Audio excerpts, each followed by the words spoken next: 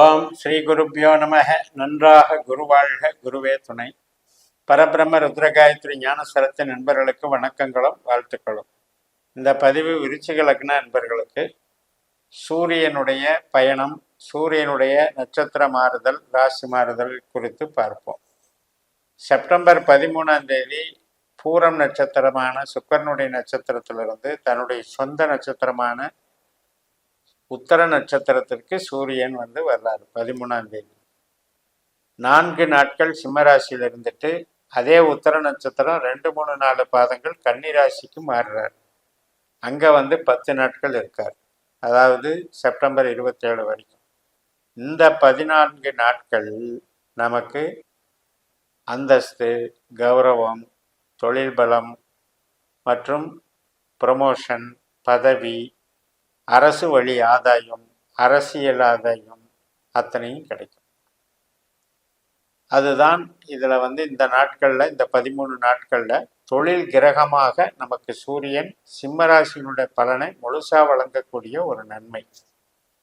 இப்போ சனி அர்த்தாஷ்டம சனியாக 4ல் இருக்குது, 10 பார்க்குது அப்படின்னா அது உற்பத்தி சார்ந்த தொழில் பண்ணுறவங்களுக்கு சில காலதாமதங்கள் ஏற்படுறத அது குறிக்கும். பட் அதனால் பெரிய எஃபெக்ட் இல்லை. ஏன்னா சூரியன் சுய பலத்தில் இருக்கிறது, தன்னுடைய சொந்த நட்சத்திரத்தில் இருக்கிறதுனுடைய பவர் அதிகம்.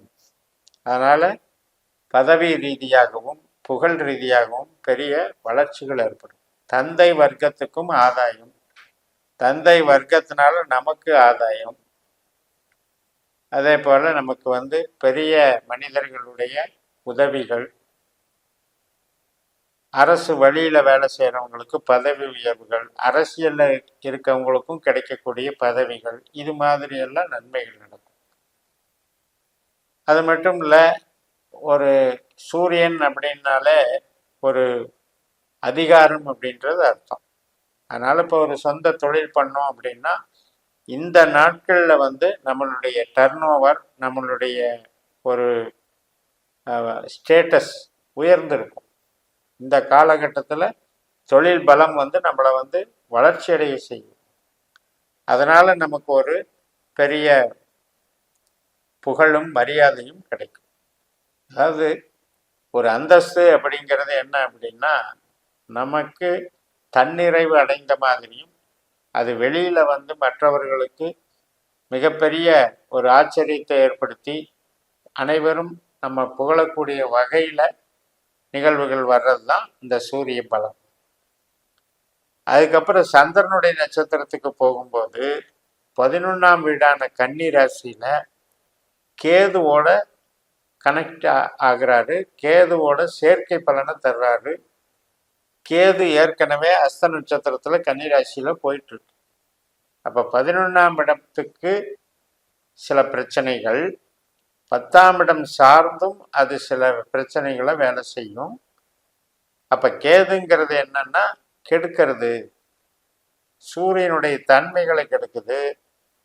11ஆம் இடம் சம்பந்தப்பட்ட எதிர்பார்ப்புகள், நண்பர்கள், நம்முடைய குழந்தைகளுக்கு ஏற்படக்கூடிய நண்பர்கள், குழந்தைகளுக்கு ஏற்படக்கூடிய திருமண காரியங்கள், அனைத்து விதமான லாபங்கள் அப்படிங்கிறது எல்லாமே 11ஆம் இடம் தான். அப்போ அது சார்ந்து நம்ம இது பண்ணிக்கணும். இப்போ கண்ணில் சக்தி குறைபாடு, இருதயத்தில் சக்தி குறைபாடு, எலும்பு சம்பந்தப்பட்ட குறைபாடுகள், அடி வயிறு சம்பந்தப்பட்ட ஹீட்டு, அல்சர் சம்பந்தப்பட்ட உபாதைகள், இது மாதிரி நோய் வகைகளில் நம்ம இனம் காணலாம். உறவுகள் வகையிலையும் நண்பர்கள் வகையிலையும் சில குழப்பங்கள் நீடிக்கும்.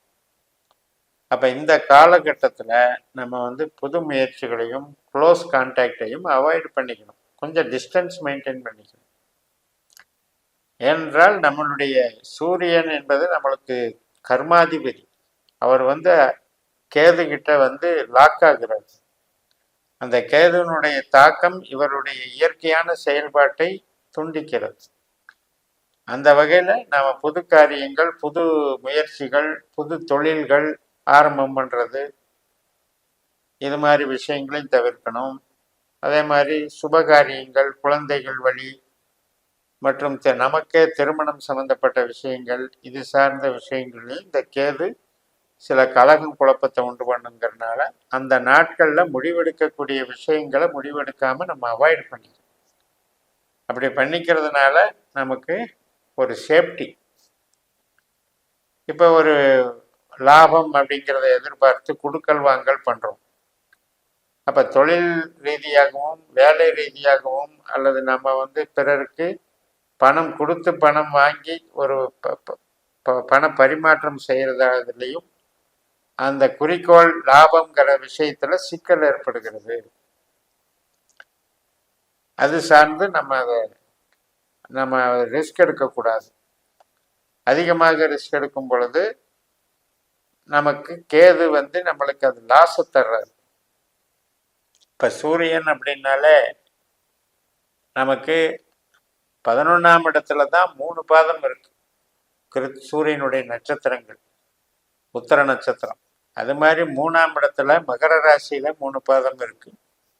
7ஆம் இடமான ரிஷப ராசியில 3 பாதம் இருக்கு. இப்போ 3, 7, 11 அப்படின்றதுல சூரியன் இருக்கிறாரு. ஆனா சந்திரனுடைய நட்சத்திரத்துல இருக்காரு.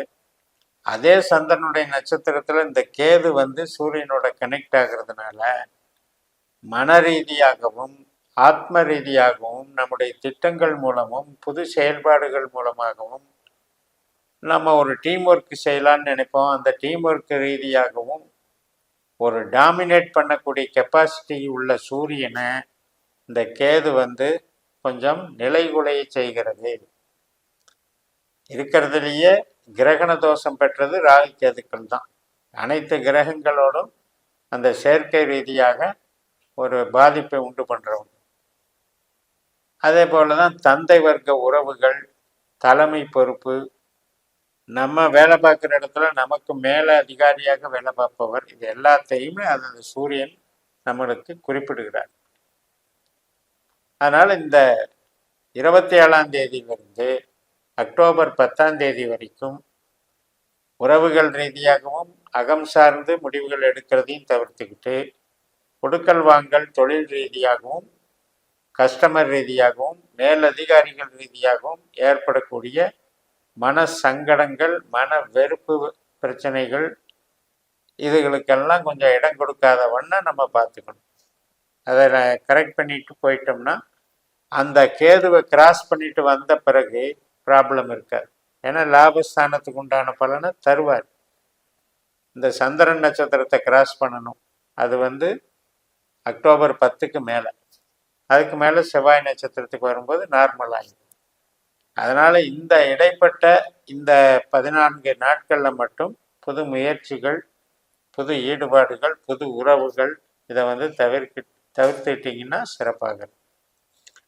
விருச்சிக லக்னத்தை பொறுத்த வரைக்கும் இந்த 11ஆம் இடம் என்பது சனி இருக்கக்கூடிய 4ஆம் இடத்துக்கு 8ஆம் இடம். அதனால் வீடு கட்டிகிட்டு இருக்கிறவங்க, வீடு வாங்கணும்னு நினைக்கிறவங்க, வாகனம் வாங்கணும்னு நினைக்கிறவங்க, இது சம்மந்தப்பட்டது 8ஆம் இடத்துல, அந்த இடத்துக்கு 8ஆம் இடத்துல சூரியன் கேது இருக்கிறது அவ்வளோ நல்லதில்லை. அதனால் அந்த நாட்களில் அந்த முயற்சிகளை அவாய்ட் பண்ணிக்கணும். அதே மாதிரி தாயாரினுடைய உடல்நிலை பிரச்சனைகள், திடீரென்று ஏற்படக்கூடிய ஸ்ட்ரெஸ்ஸு, அவங்களுக்கு ஏற்படக்கூடிய ஒரு கோபதாபங்கள், இப்படி 4ஆம் இடத்தையும் கொஞ்சம் பாதிக்கும். ஸோ இந்த அளவில் நம்ம அந்த ஃபஸ்ட் ஹாஃபில் நல்ல புகழோடு வாழ்கிறத பயன்படுத்திக்கிட்டு செகண்ட் ஹாஃபில் சில விஷயங்களை கண்ட்ரோலாக வச்சுக்கிட்டு புது முயற்சிகளை தவிர்த்துட்டு இருந்தோம்னா நமக்கு பெரிய பாதிப்புகள் எதுவும் இருக்காதுன்னு சொல்லி நிறைவு செய்கிறேன். இந்த சேனலை சப்ஸ்கிரைப் பண்ணி ஷேர் பண்ணுங்கள். உங்கள் தனிப்பட்ட ஜாதக பலாபலன்களை என்னுடைய வாட்ஸ்அப் நம்பரில் தொடர்பு கொண்டு பலன் பெறுங்கள்.